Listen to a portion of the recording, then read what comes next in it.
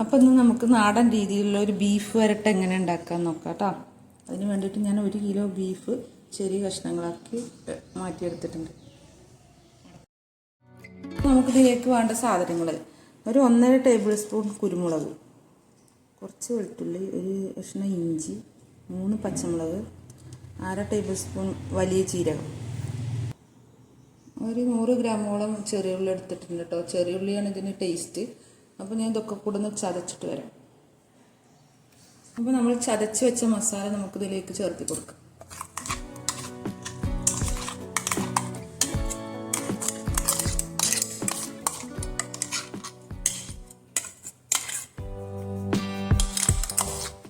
എപ്പോഴും വലിയുള്ളി ഇടുന്നേക്കാളും ചെറിയുള്ളി ഇടുമ്പോഴാണ് നമുക്ക് ബീഫിന് നല്ല ടേസ്റ്റ് കിട്ടുക. ഒരു 1/2 ടേബിൾ സ്പൂൺ മഞ്ഞൾപ്പൊടി, ഒരു 1/4 ടേബിൾ സ്പൂൺ ഗരം മസാല പൊടിച്ച്,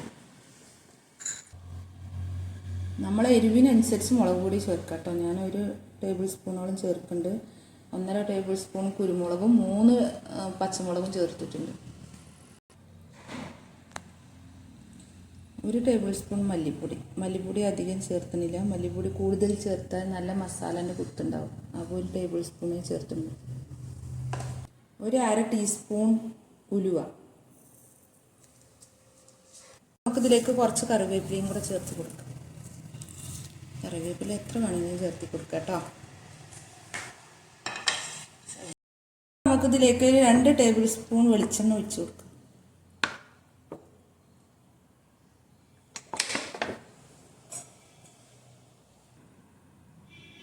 ആവശ്യത്തിനുള്ള ഉപ്പും ചേർത്ത് നന്നായി ഒന്ന് കുഴച്ച് വെക്കാം കേട്ടോ.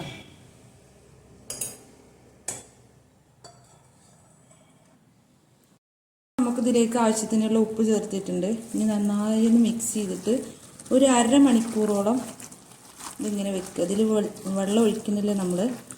അപ്പം ഇതൊന്നുമില്ല, വെള്ളത്തിൽ തന്നെ ഇത് വേവണം. ഇത് കുറച്ച് ഉലുവയൊക്കെ ചേർത്തുമ്പോൾ വെന്ത് വരുമ്പോൾ നല്ല സ്മെല്ലുണ്ടാവും കേട്ടോ. പിന്നെ ഇതിൻ്റെ കൂടെ കസ്കസ് ഉണ്ടെങ്കിൽ ഒരു 1/2 ടേബിൾ സ്പൂൺ കസ്കസും കൂടെ ചേർക്കാം. നമുക്ക് ഒരു 1/2 മണിക്കൂറോളം ഒന്ന് വെയിറ്റ് ചെയ്യാം.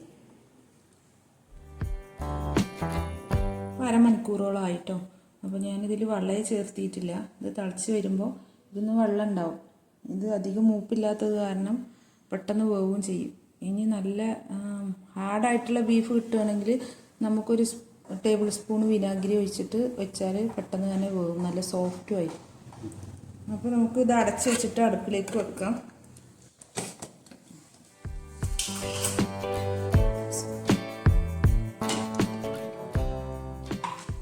ഒരു വിസിൽ വരുന്നത് വരെ നമുക്ക് ഫുള്ളിൽ വെക്കാം.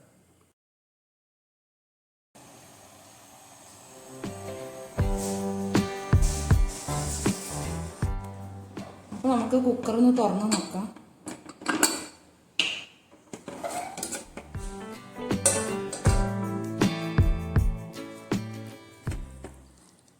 ഞാനിതിൽ വെള്ളമൊന്നും ഒഴിച്ചിരുന്നില്ല, ഇതിലത്തെ വെള്ളം മാത്രമാണത്.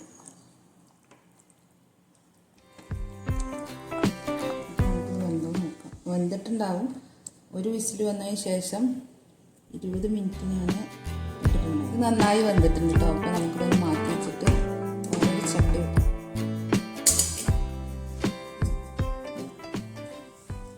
അത് ഇരുമ്പും ചീനച്ചട്ടി എടുക്കുകയായിരിക്കും കേട്ടോ നല്ലത്. അതിലൊന്ന് വരട്ടിയെടുക്കുമ്പോഴാണ് നല്ല ടേസ്റ്റ് ഉണ്ടാവും. നമുക്കൊരു 2 ടേബിൾ സ്പൂൺ വെളിച്ചെണ്ണ ഒഴിക്കുക. അതിലേക്ക് കുറച്ച് ചെറിയ ഉള്ളി,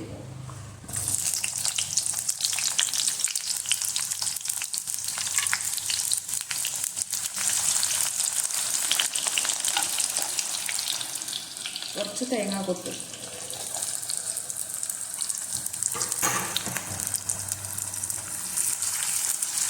നല്ല മൂത്ത് വരട്ടെ.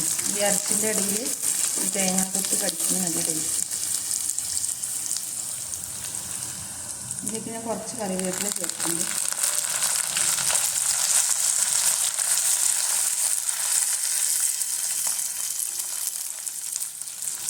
അപ്പോൾ ഇതിലേക്ക് ഞാനൊരു 3 പച്ചമുളക് നെടുകെ കീറിയിടുന്നുണ്ട്. ഇത് കുറച്ച് മൂത്തിന് ശേഷം ചേർത്താൽ നല്ല ഫ്ലേവർ വരും കേട്ടോ. നമ്മൾ തേങ്ങയൊക്കെ ഒന്ന് മൂത്തതിന് ശേഷം ഈ പച്ചമുളക് ചേർക്കുമ്പോൾ നല്ലൊരു ഫ്ലേവറാണ്.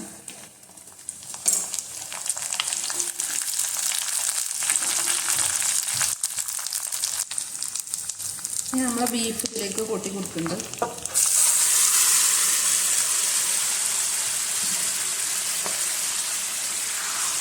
ഇനി ഇതിലിരുന്ന് ഒന്ന് വറ്റി വരണം.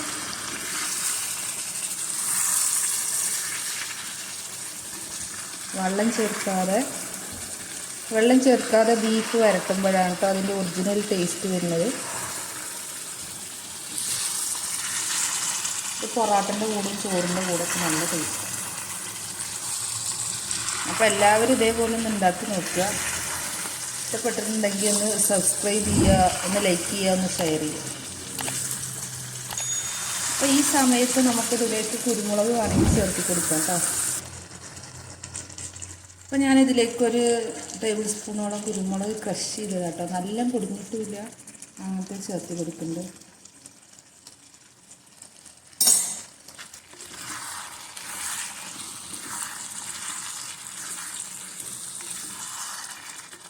എന്നിട്ട് നന്നായി മിക്സ് ചെയ്ത് കൊടുക്കും.